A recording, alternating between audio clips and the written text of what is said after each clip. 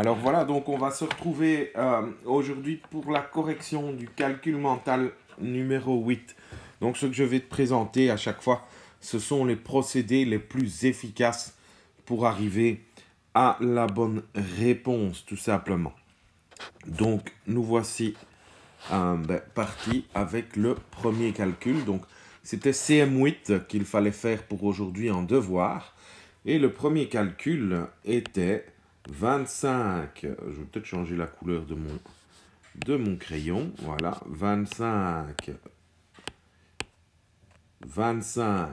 unités 46 centièmes plus 8 unités 95 centièmes. Alors, c'est relativement simple puisqu'on va s'attarder sur le deuxième nombre. Hein, tu vois que 8,95, en fait, il est proche de 9. Donc, qu'est-ce que l'on va faire? On va faire 25 unités 46 centièmes plus 9. D'accord? Ah, donc, ça, c'est facile. Voilà, tu peux décomposer ton nombre 25 plus 9. Tu sais que ça fait 34. Et 34 plus 46 centièmes, ça fait 34 unités 46 centièmes. Alors, ce qui se passe, c'est que tu as ajouté, en fait, ici, entre ces deux nombres, tu as ajouté 5 centièmes en trop. Donc, après, cela signifie que tu dois les retirer puisque tu les as mis en trop. Et donc, tu obtiens comme réponse 34 unités 41 centièmes, puisque le rang des centièmes est bien situé ici, d'accord? Attention, le rang des centièmes, c'est bien celui-là. Ça va? Donc ça, c'est pour notre premier calcul du jour, donc de CM8. On va passer au deuxième calcul. 24 unités 86 centièmes moins 9 dixièmes. Alors là, dans une soustraction, je rappelle, on ne touche jamais au premier nombre, d'accord? On va continuer plus loin. 9 dixièmes, c'est proche de 1. D'accord? Qu'est-ce que je fais pour aller de 9 dixièmes à 1? Je fais plus 1 dixième. D'accord? Donc, je vais soustraire 24 unités 86 centièmes moins 1. Ça me donne 23 unités 86 centièmes. Oui, mais qu'est-ce qui se passe? C'est qu'en fait, en enlevant moins 1, j'ai enlevé, d'accord, 1 dixième en trop. Donc, qu'est-ce que je dois faire après? Je dois aller le rajouter puisque je l'ai enlevé en trop. Alors, le rang des dixièmes, c'est celui-ci. Donc, ça devient un calcul relativement simple qui te donnera comme réponse 23 unités 76 centièmes. Ça va? Alors, 3 unités 92 multipliées par 4, d'accord?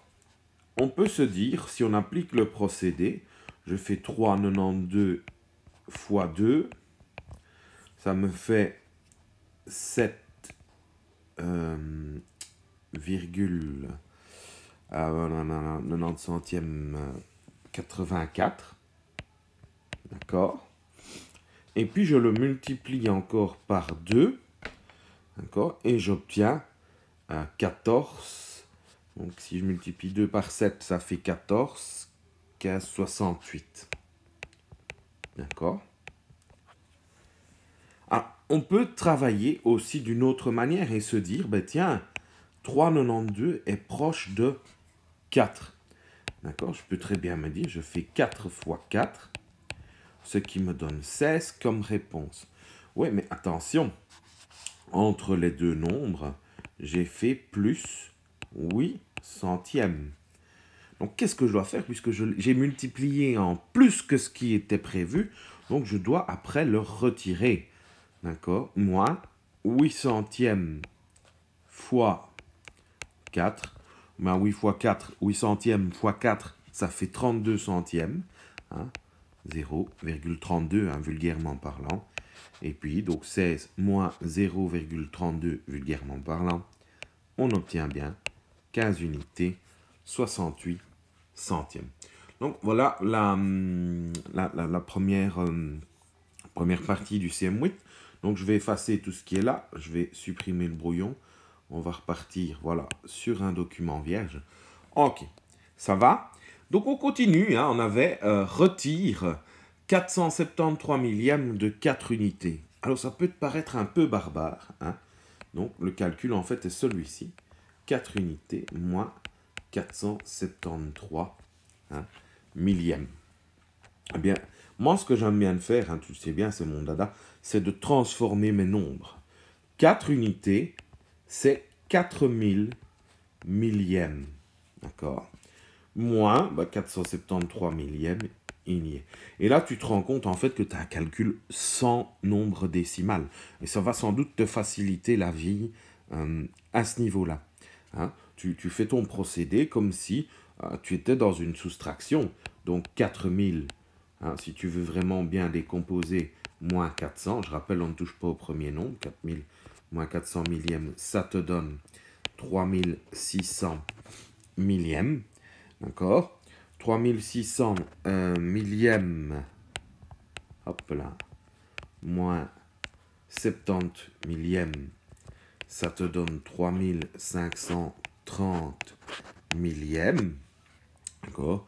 Et 3530 millièmes moins 3 millièmes, hein, ça te donne 3527 millièmes. Alors après, oh mince, je ne sais pas comment faire. C'est simple, tu vas retracer, tu imagines ton abac, centaines, dizaines, unités, dixièmes, centièmes, millièmes. Ok? Et tu vas me replacer simplement 3527 millièmes. 3527 millièmes. Si je le lis, 3527 millièmes. D'accord? Comment tu l'écris? Eh bien, simplement, tu sépares ta partie entière de ta partie décimale. Hein, la virgule est ici en fluo. On obtient donc 3 unités, 527 millièmes, ou si tu le lis, je vais dire pour la correction, 3,527. Ok? Alors, passons au calcul suivant maintenant. 82 divisé par 5. 82 divisé par 5. Donc là, il y a un procédé qu'on a déjà vu en classe. Je divise 82 par 10, d'accord, parce que c'est nettement plus facile. Ça te fait 8,2. Oui, mais ce qui se passe, c'est que j'ai divisé 2 fois en trop. D'accord, j'ai divisé 2 fois en trop. Donc, qu'est-ce que je vais devoir faire après? Simplement faire fois 2. Et donc, on obtient 16 unités et 4 dixièmes. Ça va? Donc, je vais de nouveau, parce que la page de la tablette n'est pas extensible, je vais de nouveau repasser sur un document vierge pour faire le calcul suivant qui était 26 fois 15. Alors, simple, rapide et efficace, 15 c'est 10 et 5. Donc, on va faire 26 fois 10, ça fait 260, plus 26 fois 5.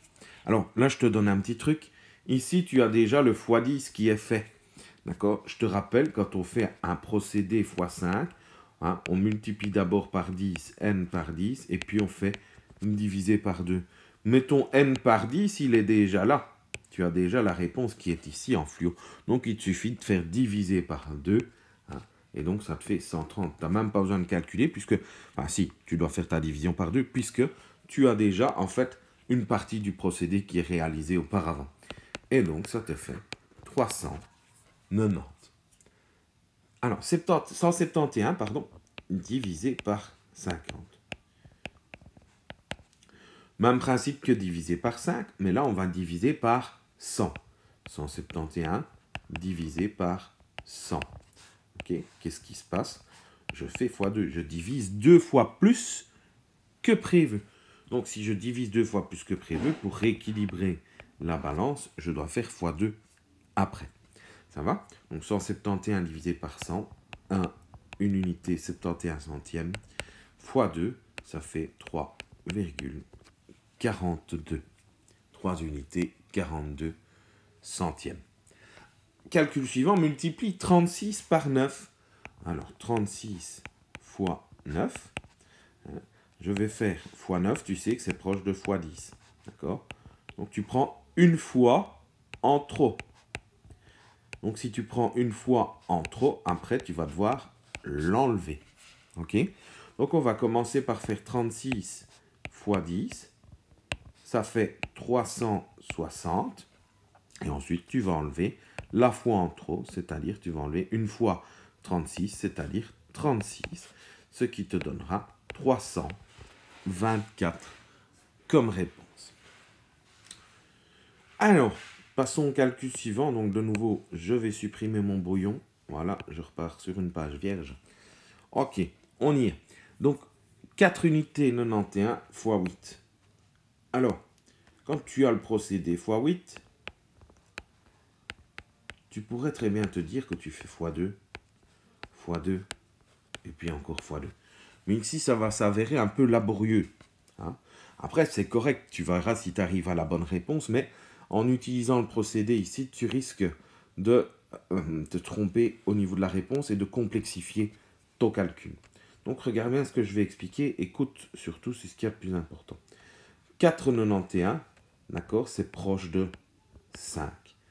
Donc, on va faire 5 fois 8. Tu sais que ça fait 40. Mais qu'est-ce qui se passe ici? J'ai ajouté 9 centièmes. Ah ouais, mais le problème, c'est que ces 9 centièmes, ils ont été multipliés en trop 8 fois. Ils ont été multipliés 8 fois en trop. Donc, s'ils ont été multipliés 8 fois en trop, je dois les enlever moins les 9 centièmes que j'ai multipliés 8 fois. D'accord? Ben, tu réfléchis à... Il te suffit de parler 9 centièmes fois 8. Hein, ne vois pas le nombre avec les chiffres, mais écoute simplement. Si je te dis 9 pommes fois 8, ça te fait 72 pommes. 9 centièmes fois 8, ça te fait 72 centièmes. Comment tu écris 72 centièmes? 0,72. Et donc ta réponse est 39,28 ou 39 unités 28 centièmes. Ça va? Alors, pour le suivant, mais je vais dire qu'il y a plusieurs techniques pour y arriver. Donc, on a 19 5 plus 834. Enfin, voilà, c'est pas un calcul qui, pour moi, nécessite un procédé puisqu'il ne représente aucune difficulté. Il n'y a aucun passage à la dizaine, rien du tout. Donc, la réponse coule de source, 19 839. Voilà. Donc, rien de bien difficile. Donc, voilà, la correction de CM8 est terminée. Hein, n'hésite pas à faire la correction donc, dans ton cahier également. Voilà, on se retrouve bientôt, j'espère le plus rapidement possible en classe.